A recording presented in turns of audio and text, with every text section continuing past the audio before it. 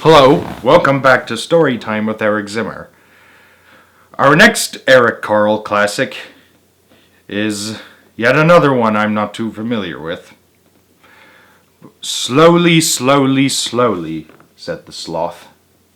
And there's a foreword by Jane Goodall, who is known to have communicated with gorillas in the past.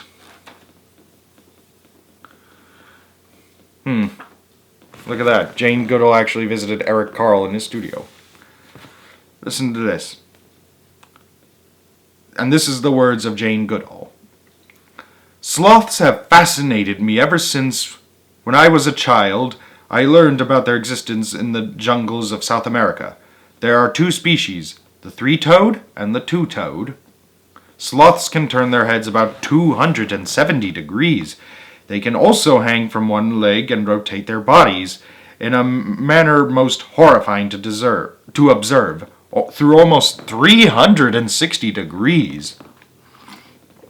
They spend their lives upside down, hanging from the branches. They feed mostly at dawn and dusk, on shoots and blossoms and fruits, leaves and fruits. After feeding for a few hours, moving slowly from one branch to the next, they fall asleep. They sleep 15 to 19 hours out of 24. Wow. Hanging from a branch with their heads laid on their bellies. They look just like a part of the tree because a kind of green algae grows in strange grooves on their long, coarse hairs so that they become the same greenish color as their forest world. All kinds of moths and beetles live in their fur. If the sloths are threatened, they defend themselves by striking out with their powerful arms and dagger-like claws. Sloths live in the same tree for days, sometimes weeks.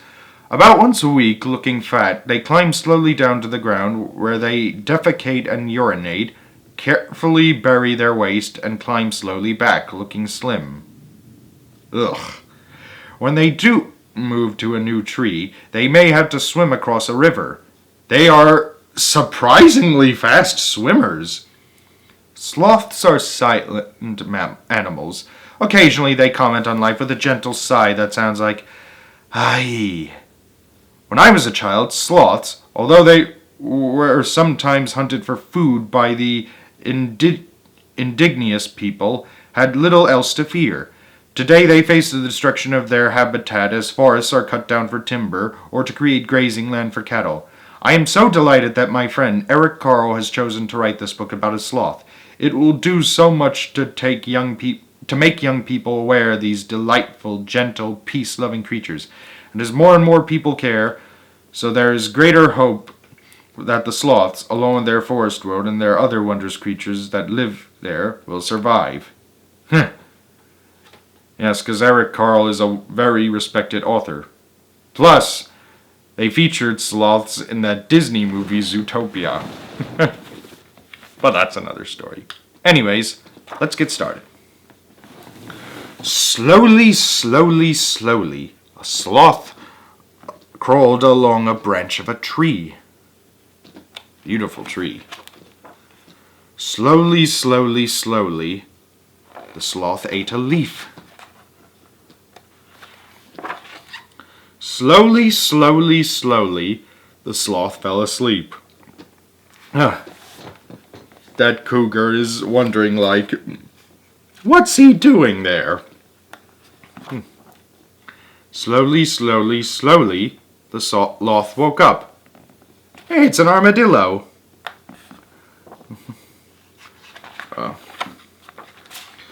All day long, the sloth hung upside down in the tree. All night long, the sloth hung upside down from the tree. Even when it rained, the sloth hung upside down in the tree. Why are you so slow? The howler monkey asked one day. But the sloth didn't answer. Why are you so quiet? The caiman asked. But the sloth didn't answer. Why are you so boring? The anteater asked. But the sloth didn't answer. "Tell me," said the jaguar, "why are you so lazy?"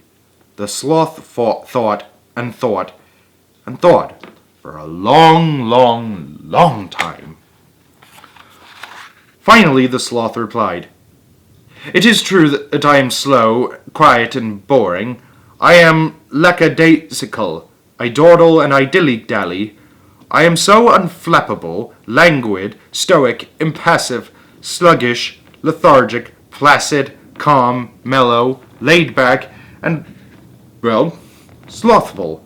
I am relaxed and tranquil, and I like to live in peace, but I am not lazy." Then the sloth yawned and said, "That's just how I am. I like to do things slowly, slowly, slowly." The